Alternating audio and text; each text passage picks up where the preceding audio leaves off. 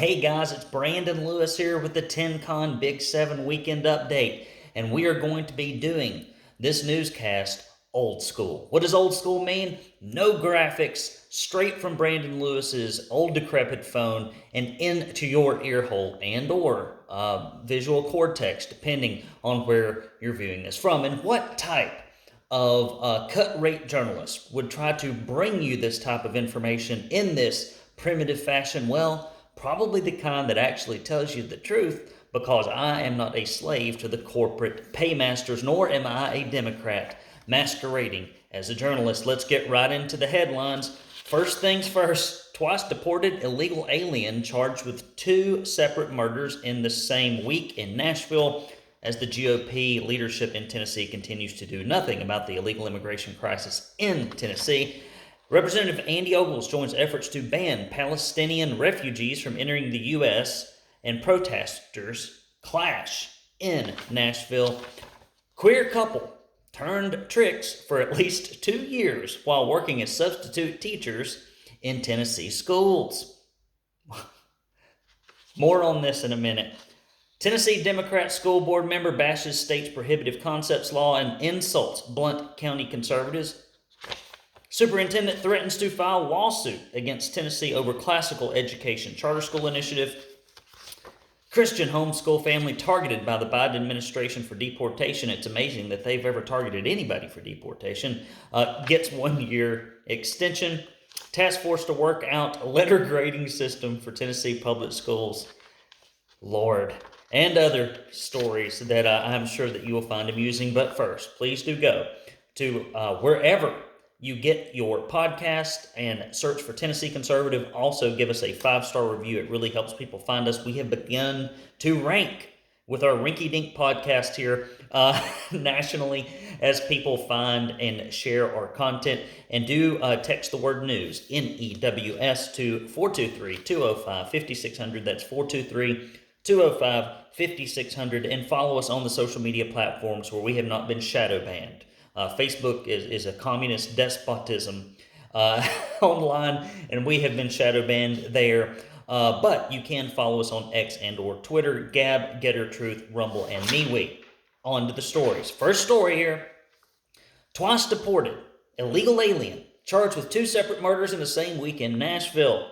Honduran national Kevin Castro Garcia has been charged with both the fatal shooting of Elmer Nahum Miranda Martinez and 26-year-old Brandon Ravez Noriega, both of Nashville.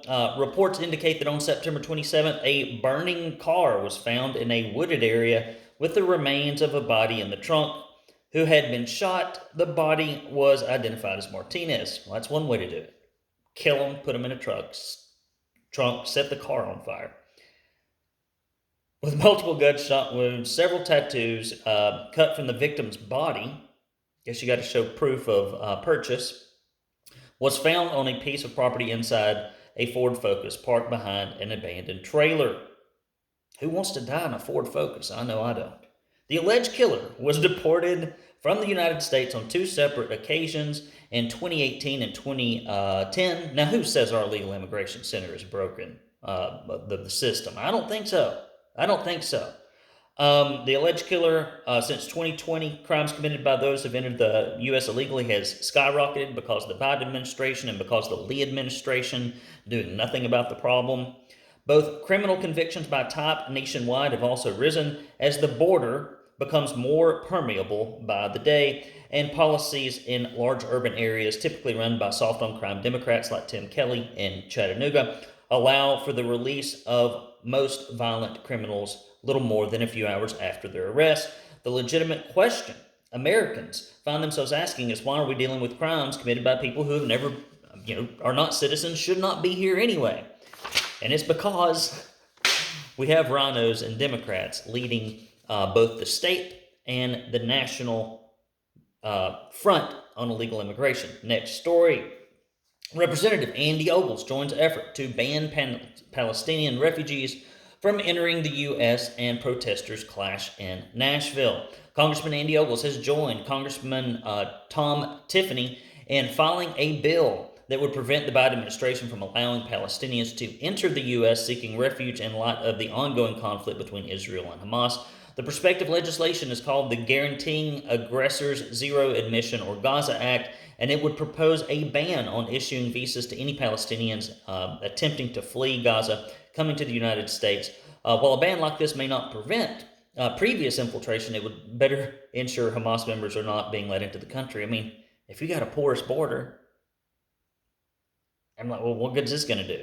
If I'm a Palestinian and I want to get into the country and I want to get around this, I'll just do what every other illegal immigrant is doing in Tennessee and in the U.S. right now. I'll just go across the southern border. Tensions continue to rise across the country between those who are pro-Israel and those who are pro-Palestine. In fact, downtown Nashville already saw this in a heated debate take place between protesters in the last week on Saturday, October 14th. A pro-Palestinian protest started out with about a dozen individuals present, but the group quickly grew into several hundred. Despite the horrific realities of war, no matter what country is involved, the pro-Palestinian narrative continues to maintain a chokehold on mainstream and social media platforms. Guys, listen, if you want to get good interviews that are competently done with Tennessee newsmakers from a conservative perspective that is not shot through the lens of liberal Democrat corporatism, which is about all you can get in Tennessee's mainstream media, except for our outlet, I do encourage you to go see Steve Abramowitz and the Mill Creek View podcast, Tennessee, put Tennessee on the end of it, on free speech platforms, Rumble, and anywhere that you get your podcast. Steve's CEO Special is a series focused on American business owners doing good business and is now available in its entirety on your favorite platform. Steve also recently interviewed the Tennessee Conservatives' own, very talented, Adelia Kirchner, who reports for us and uncovering the falsehoods put out by many rhino Republicans and the usual suspects. Adelia has her own podcast called The Subtle Rampage Podcast. You should check it out. And if you're interested in getting caught up in Florida, Mill Creek View has a podcast hosted by Kat Stansel, and in Washington State, they have one hosted by Vincent Cavallari. Check out my friend Steve and subscribe to his podcast. You'll be glad you did. Next story. Occasionally, we do reporting here that gets picked up nationally, and this is one of them. And it got picked up recently by I think a publication in the United Kingdom. It's quite interesting. Here's the headline. Queer couple turned tricks for at least 2 years while working as substitute teachers in Tennessee schools. A queer couple who prostituted themselves for at least 2 years while also working as substitute teachers in Tennessee schools, well, at least the job description is similar, were busted in an undercover sting 4 months after we reported that one of them was working at an elementary school in Hamilton County.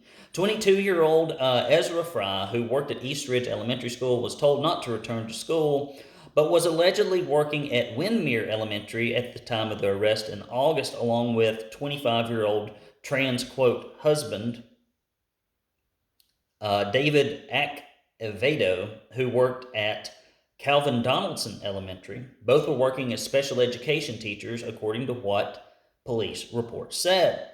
Chattanooga police narcotics and detectives found a large amount of drug paraphernalia in a .22 caliber revolver during an undercover prostitution sting. The couple were both charged with a misdemeanor for unlawful drug paraphernalia, prostitution, and promoting prostitution, among other citations. An officer was told that one of them had been engaging in prostitution, quote, for several years as a way to earn extra money. This is why you do not talk to the police and you get a lawyer. Don't tell them how long you've been doing this stuff. Come on, people. Employed by Education Management and Staffing Solutions. Now, if you need good substitute teachers, if you need good ones, really good ones, like the ones that have diverse employment experience that they can bring to the special education community, these are the people that you want to call. I mean, they jack of all trades, prostitutes, substitute teachers, it just runs the gamut. Who is responsible for providing staff for the school districts? Fry had not worked in a Hamilton County school since August, but Acevedo, I don't know how to pronounce these names, was suspended without pay on August 29th, back in April. When a photo of Fry made the rounds on social media, concerned citizens spoke up about having the right to know who's teaching the young people of Tennessee. Following that incident, Fry allegedly tried to get the teacher who had taken the photo fired. See something, say something. We're living in this world now where they want to so confuse us and so manipulate us and so shame us in media and academia and culturally, so that when we see something that we know is corrupt and evil, and if it's pervasive in and around kids, that we're supposed to shut up or we're hateful. Proof's in the pudding right here, guys. The ESS website says that the company conducts a criminal background check on all potential substitute teachers before they are hired in accordance with Tennessee law. They might want to do social media searches too. Heads up, a closed circuit transmission to the Education Management and Staffing Solutions Company. Whoever you are, step it up. This is pathetic. And so this is like the whole argument, right, about public education. Not only are we failing to achieve academically anything of any significance, we're not able to improve it. Not only are we remarkably wasteful with our tax dollars, with only 50 some odd percent of it making it into the classroom, not only are these schools spending more money than private alternatives that are half as much, doing twice as much, we also have to contend with the poor performance, with being locked in these failing schools that are obviously very dangerous and full of people that should not be around kids. We have to endure the indoctrination and the sexualization of kids, and our governor, who promised real school choice, and Cameron Sexton and Randy McNally and the rest of the folks that are leading the education of our kids in Tennessee, are failing epically, and we're just supposed to roll over and put up with it.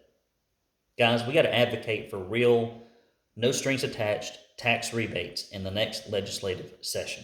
This is ridiculous. Next story, Tennessee Democrat school board member bashes state's prohibited concept law and insults Blount County conservatives. The Blount County Democrat Party welcomed Vandy Kemp, a member of the Blount County Schools Board of Education, to discuss the Tennessee Department of Education's rules regarding prohibited concepts and instruction in the guidelines for parents, students, and teachers who wish to report a violation of these rules. Early on in her message, Kemp said that she thinks, quote, teachers ought to be activists. Why? Why should teachers be activists? Oh, I'd love to go send my kid to a school that most of the employees are Democrat activists. That should turn out real well for the values being in line at my house and at school. And that educators should learn to use euphemisms to avoid being held responsible for violating policies. She boldly stated while making the presentation to Blount County school counselors, quote, I told them a lot of stuff that I told them was probably illegal for teachers to use in classrooms, but their counselors said they're a little bit different over there in Blount County. Referencing recent concerns raised by Blount County residents at school board meetings about inappropriate books in school libraries, Kemp claimed that those residents are reading off scripts and were not members of Blount County. She said, quote, I'm absolutely convinced that Blount County has been targeted by outside organizations. I know these people personally. They live in Blount County, honey. She encouraged members of the Democratic Party to show up at school board meetings, preparing to match the other side speech for speech. She boldly stated, there can be a perception out there that conservatives are the majority. Oh gosh, they're not the majority at all. However, real statistics show overwhelmingly that Blount County is in fact conservative. This lady's supposed to be in education, right? There's a theory, but they're not. Why about maybe research. Look at some numbers. I know that Democrats and liberals in general and leftists are allergic to numbers because they indicate performance and reality.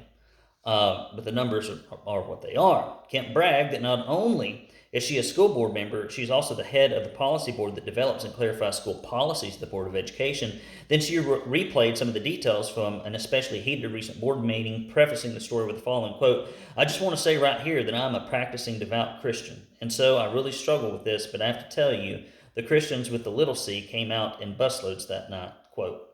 With her clear disregard for citizens, parents, and students that have differing opinions of her own, Kemp spent much of her time speculating and insulting people she claims to represent. So if you read the scriptures, I have a hard time finding the case for advocating homosexuality. Email me the scriptures that advocate for that, if you can find them. Now, what you can find are a lot that are very strict and explicit in the opposite direction. You can find them. They're there. You can read the words. It's very plain. It is repeated both in the Old and New Testament, and all kinds of sexual impurity, immorality, etc. Okay? Now, as I've often said, I'm no choir boy. But we need to at least start with what's healthy for kids if we have any hope to get to what's healthy for kids. Now, I don't think the government can ever do it. And they've had their opportunity to do it for decades, even under Republican leadership, and they failed. I think we just need to move on. We just need to move on. Give everybody their money back and move on. Superintendent threatens to file a lawsuit against Tennessee over classical charter school initiatives. Jackson-Madison County School System Superintendent Dr. Marlon King has threatened to sue the state of Tennessee over the approval of classic educational charter schools initiatives. If your schools are so great, Dr. King, why would anybody want to go to a different one? Probably because your schools might suck a little and people want alternatives. The district denied ACE charter school application on 2 different occasions prior to the decision from the state. These denials, alongside with multiple other Tennessee counties, are what drove ACE to finally submit an appeals to the State Charter Commission. The Tennessee Public Charter School Commission then overturned the school district's decision to vote against allowing American classical education to move forward with their classical education model, school, and initiative in the district. According to the Tennessee conservative source, Superintendent King has said that he will sue the state to keep this from happening and maintains that he is not opposed to the idea of charter schools, just this one specifically. What a crock of crap. Another source noted that his stance is inconsistent with Dr. King's previous stance against charter schools in general. The superintendent has also allegedly stated there's a different charter school initiative he wants to bring to the district instead of ACE, despite the fact that the other charter school has not yet gone through the process of submitting an official application to the school board district.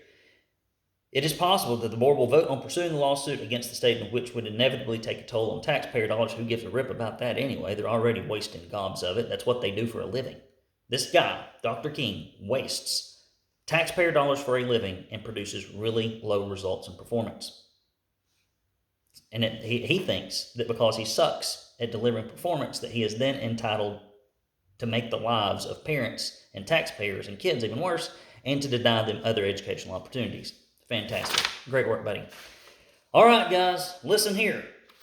I'm going to have to do this without any props, but I need you to go to the Tennessee Conservative website, tennesseeconservative.com, and hit that support button. Make a monthly donation for the love of Pete.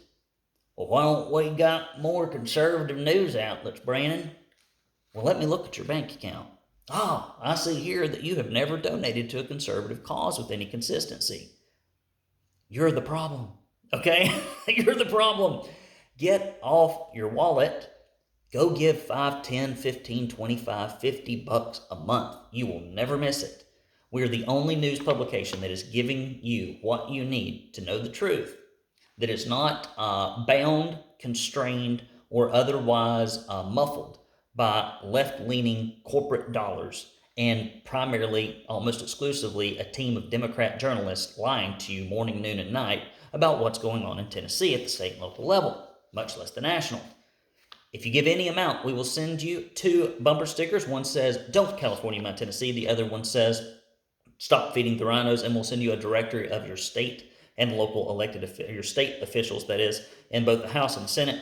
If you give $50 or more, we will give you our Proud Tennessee Conservative tumbler and koozie, and you will get my heartfelt thanks, guys. It is a thin red line of donors that keeps our publication floating. I do this for free. I don't take a penny out of it. So I don't think I'm asking too much when I ask you to put your money where your mouth is. We can't be keyboard warriors. We've got to put our money and our time in what makes a difference. And you can also mail your checks to P.O. Box 625, Signal Mountain, Tennessee 37377. We do take checks. People have sent us gas cards. Occasionally we do get cash at events. I'll take anything. I'll take coupons that have monetary value. Whatever you can mail to that mailbox, we will take it, and we will be happy for it, and we will use it in a way that's efficient and effective. I would say that we are more efficient and effective, even though we are a for-profit organization. We are probably more efficient and effective in our mission than any other nonprofit conservative organization in the state of Tennessee. I'd take that to the mat.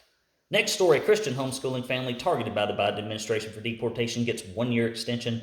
U.S. Customs and Border Protection has documented over 2.8 illegal aliens coming into the U.S. between October 22 and August 2023. Instead of doing something about this unprecedented national crisis, the current administration is going after a homeschooling family that has lived in Morristown, Tennessee, peacefully and without issue for a decade. The Romanok family fled Germany 15 years ago when their fundamental rights as parents to direct their children's education were denied.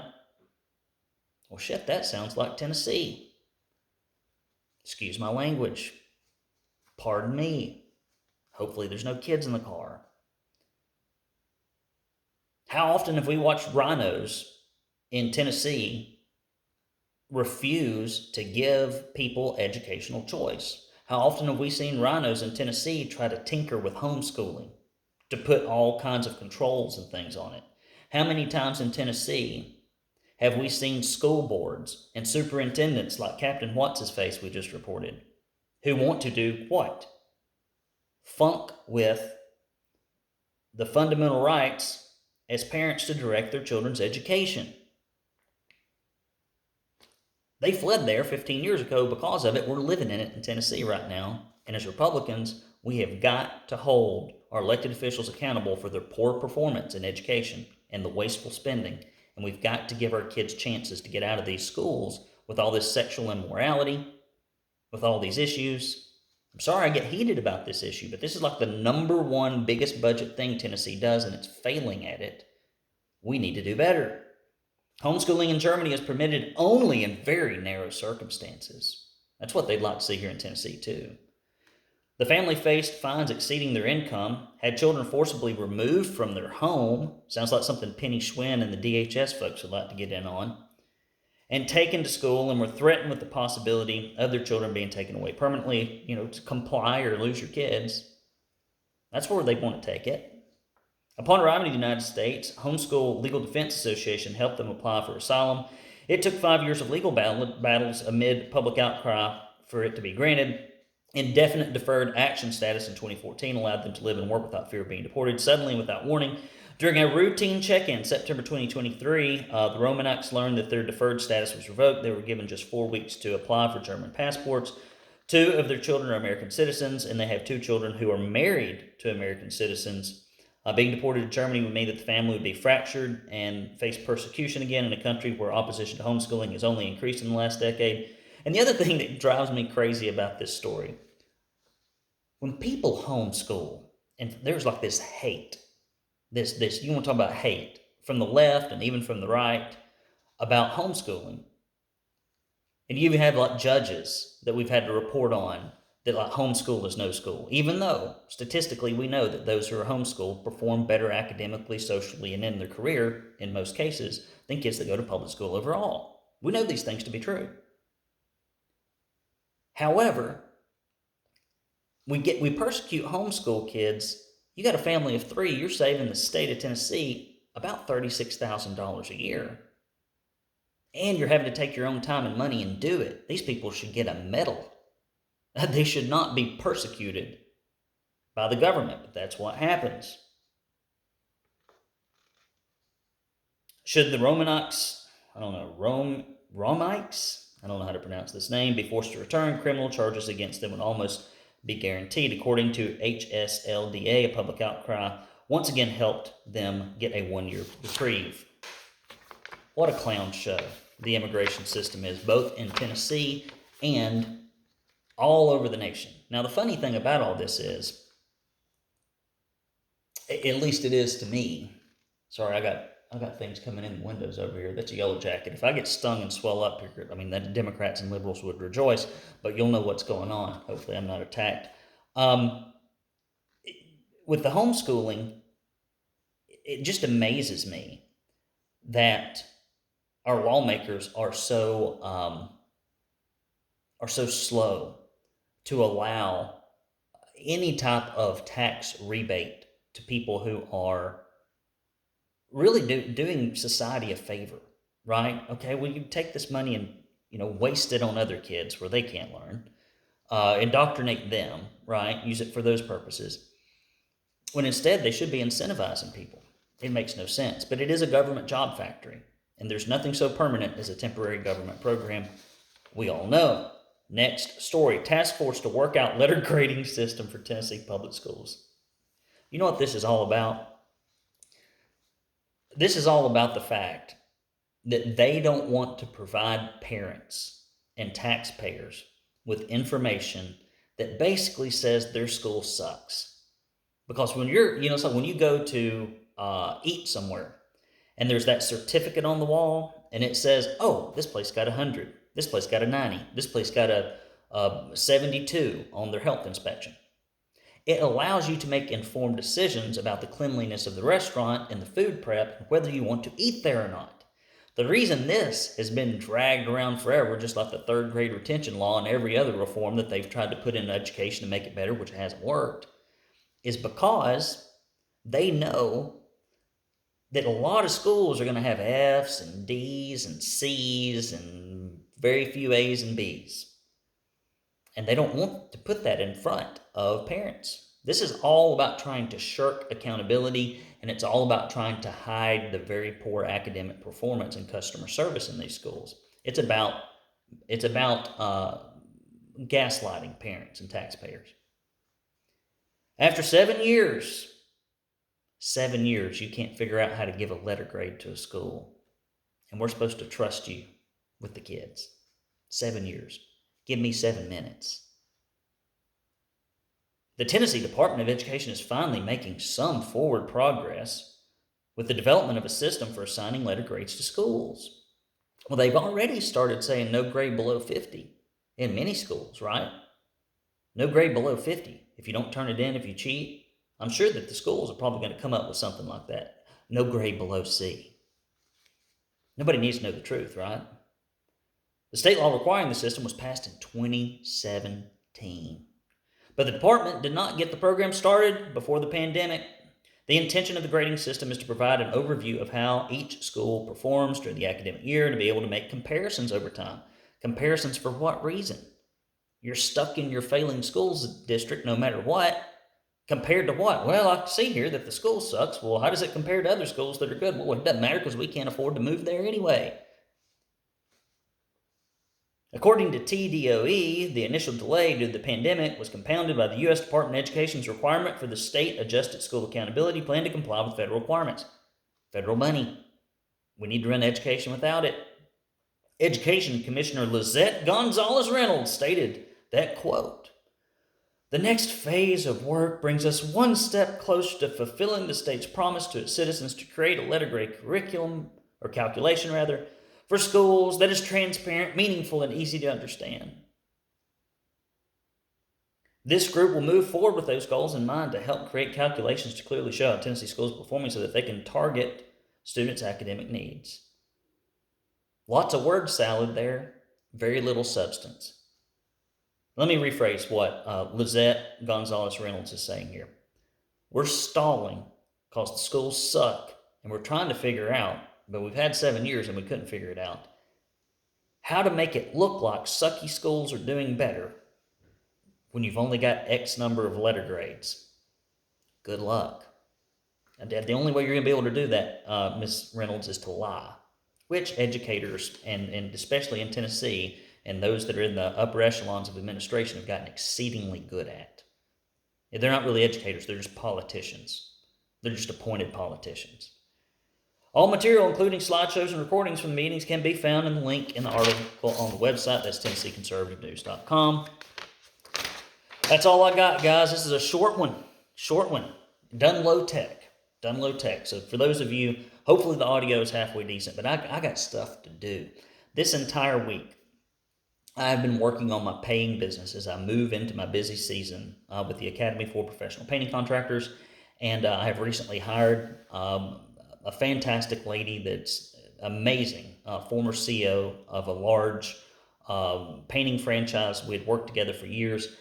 And whenever you bring somebody in that has lots of talent and experience, it creates lots of work. Creates lots of work, planning work, recording work, video work, program work.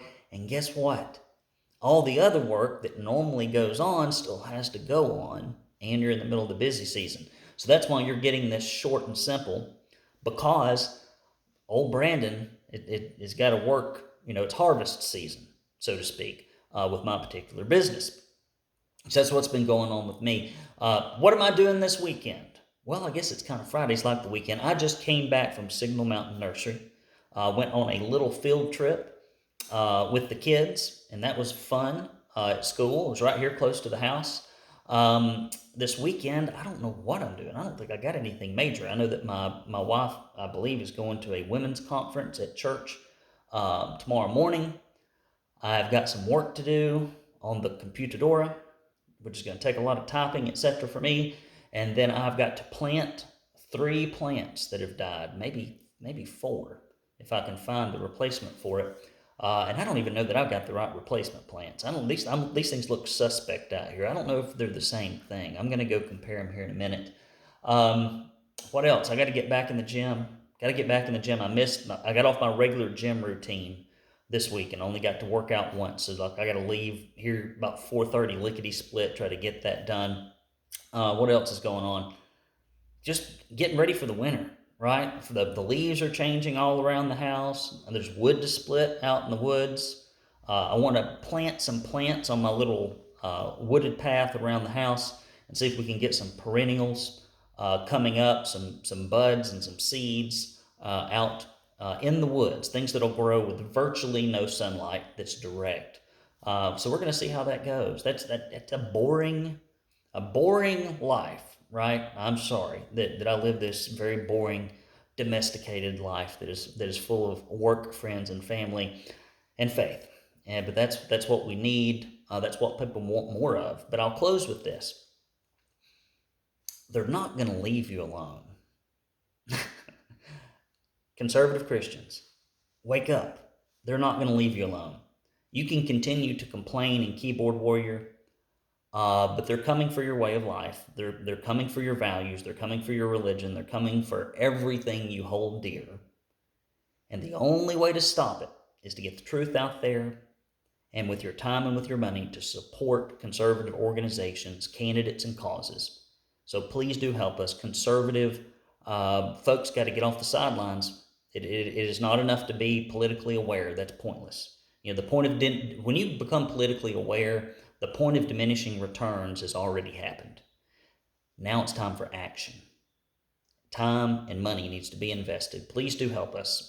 This is a difficult job that we have here at the Tennessee Conservative, but it makes it a lot easier when conservatives come behind us and support us. So please do go to TennesseeConservativeNews.com, hit that support button, or mail your checks to P.O. Box 625, Signal Mountain, Tennessee 37377. And for all of you, and you know who you are, who write the bigger checks, who send those things in randomly, occasionally I go check the mailbox and I'm like, I shouldn't be, but I'm like, I don't call it embarrassed, but I'm like so amazingly grateful, like humbled, which is something you see politicians say all the time.